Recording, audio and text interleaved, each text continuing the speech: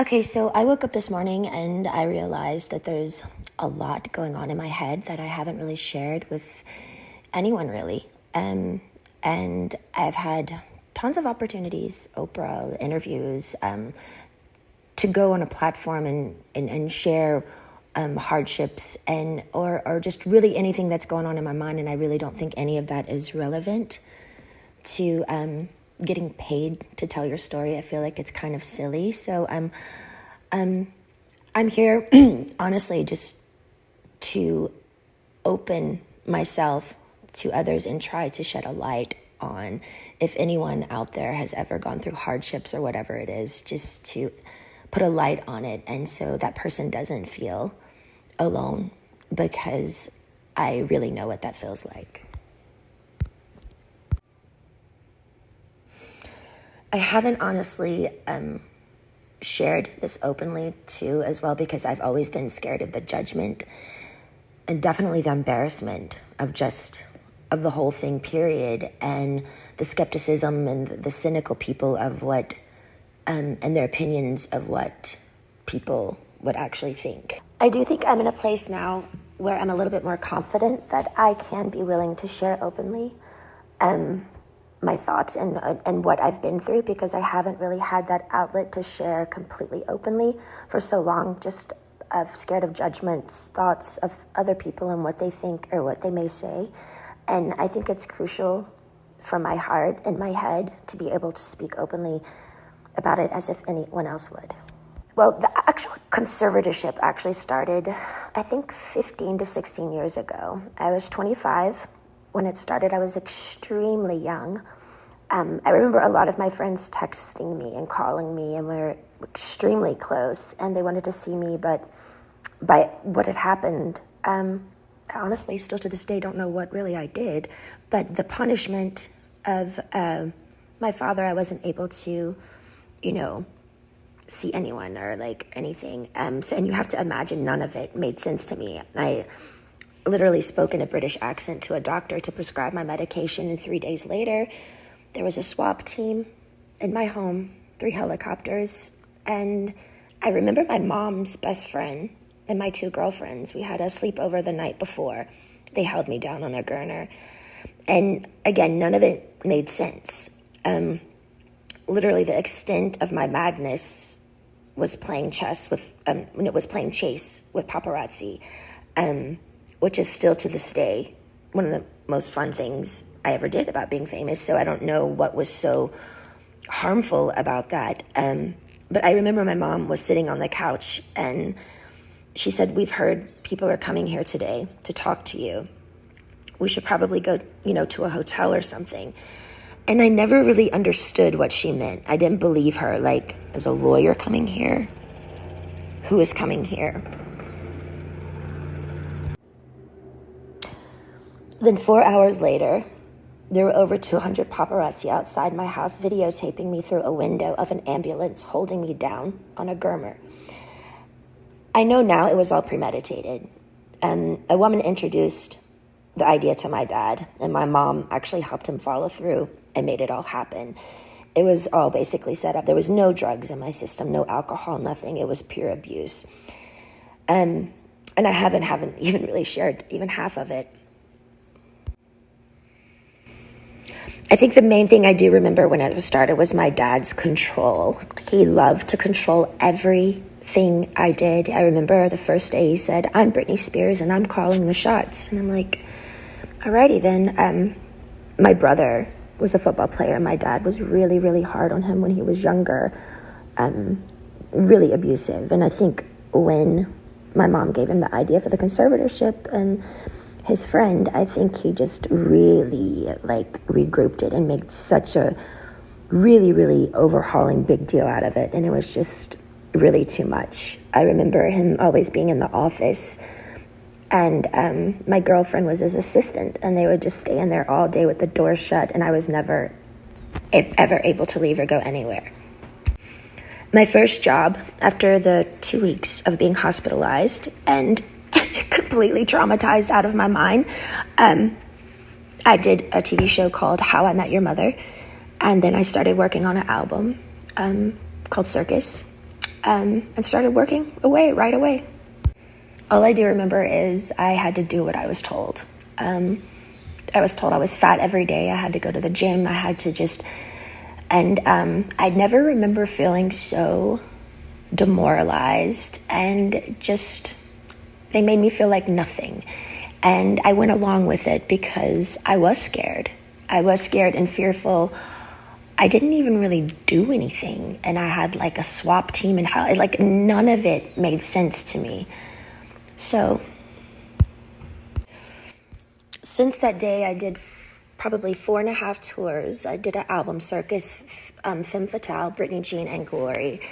And then I started doing a Vegas show in Las Vegas. And I did that for 4.5 years. I do remember working, and I got to a point where, you know, because my pride in my 30s, I have to live under my father's rules. And, you know, the dancers are playing and drinking and having fun at nights in Vegas, and I couldn't do anything. And I remember just being like, my performances, I know, were horrible. Like, I even wore wigs, and all the dancers were doing all these nice, sexy head flip turns, and I had conditioner treatment in my hair and like these little caps over my head, and just during a whole show getting conditioner treatments just with wigs on, because I was just like a robot. Honestly, I didn't give a fuck anymore, because I couldn't go where I wanted to go. I couldn't have the nannies that I wanted to have. I couldn't have cash. And it was just demoralizing. So I was kind of like in this conspiracy thing of people claiming and like treating me like a superstar, but yet they treated me like nothing. Well, for some reason, I started to get a spark back. I remember recording Glory, and for some reason, I think producing and making music, and I went to this little Spanish house, and I got the fire back in my eyes for some reason, and it was at the end of recording Glory, and my son named it, and things started kind of taking a turn, because I started getting more confidence just for myself. And I think with confidence, people kind of like, oh, wait, what's going on now? Like, she's speaking up a little bit more, but it might not be particularly a good thing if I'd been quiet for 15 years.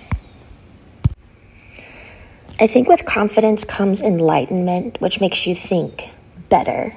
And that's the last thing they wanted me to do, was to actually be better, because then who would be in control then? But it was really tricky, because I had to just play this role that everything was okay all the time, and I had to go along with it because I knew they could hurt me. So I'm sitting here, like, my friends all drinking alcohol and having fun in these parties, and had no cash. I literally felt like a nun.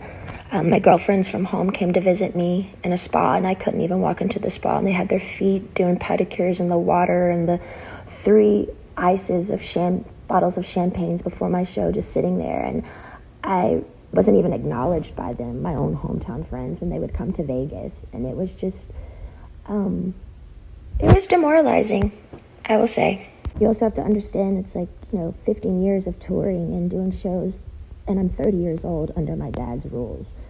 And all of this is going on, and my mom's witnessing this, and my brother is witnessing, and my friends are witnessing it, and they all go along with it. And I'm like, how am I the one working here and doing all this, but I don't get the side things that, the good stuff, I want to be able to play. I want to be able to have fun. Like, none of it made sense to me. Well, the last show in Vegas ended 2017. I went on tour, which a tour I was forced to do, but I was supposed to do a new show. So the new show came along. I'd rehearsed, I think, maybe 4 days ago. I don't really remember, but I went to one of the rehearsals, and I said no to a dance move. I was like, no, can we do that? I don't want to do this. And then I just remember everything got really weird and quiet, and all the directors and producers went in the back room and just spoke.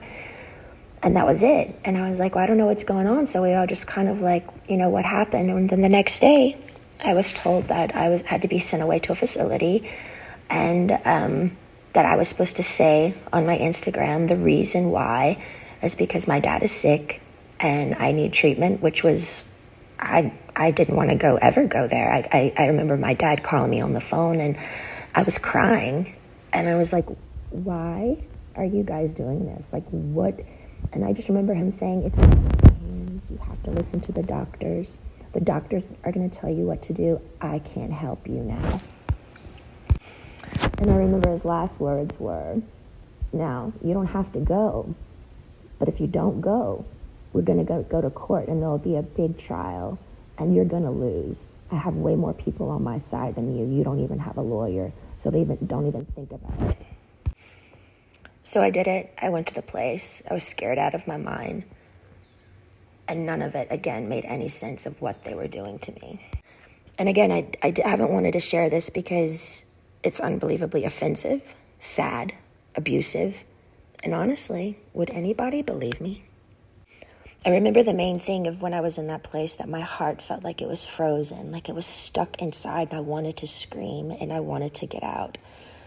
And I think by a needle and thread, it was the breathing peacefully inward that I missed the most. I felt like I was in a state of shock, almost like when an old person feels helpless and they're literally going through some sort of shock treatment and they can't relax their body because they don't have the answers of why they can't have their own keys to their car and put it in the ignition and walk outside, and their own security guards at every door saying they can't go.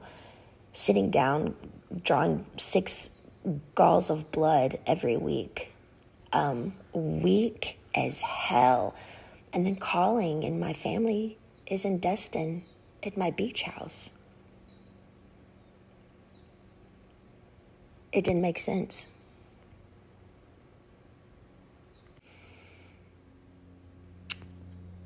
The main thing, I to this day, I kind of stopped believing in God at that time because I didn't know how they could have 40 people leave my house a day and me work from 8 to 6 at night.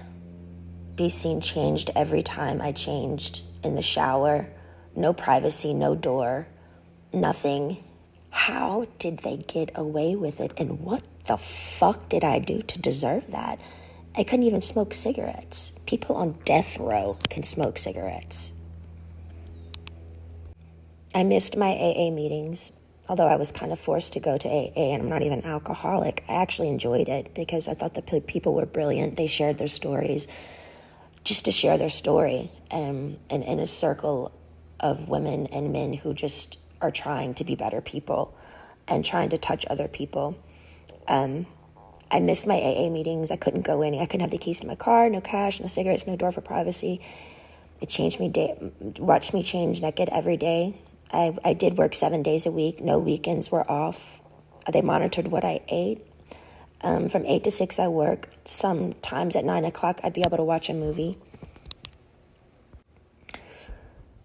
Finally, the owner of the whole facility that I was always texting to try to be able to go somewhere, just get out of the house, that place somehow, he had to let me go because the Free Britney campaign came out. With all the pink t-shirts. I saw it on a lot of the morning shows, and people by word of mouth, and I think just by my fans knowing by heart that something was up. I remember one of the guys were on an interview on the street, and he said, you know what, I could be totally wrong, and if I'm wrong, I'll be really, really embarrassed, and I'll just go have a drink somewhere. He said, but I do feel like they're doing something to her right now, and I'm not surely what it is, but that's what my heart says. But the whole thing that made it really confusing for me is these people are on the street fighting for me, but my sister and my mother aren't doing anything. To me, it was like they secretly, honestly liked me being the bad one, like I was messed up, and they kind of just liked it that way. Otherwise, why weren't they outside my doorstep saying, baby girl, get in the car, let's go? I think that's the main thing that hurt me. I couldn't process how my family went along with it for so long. And I mean, almost half a year, you know? And their only response was, we didn't know. I'm like, I'm on the phone telling you right now, I'm here, please. Eventually, by the grace of God and praying on my knees, I left the place. But I was still scared. I was really, really scared. And from then on, I had support.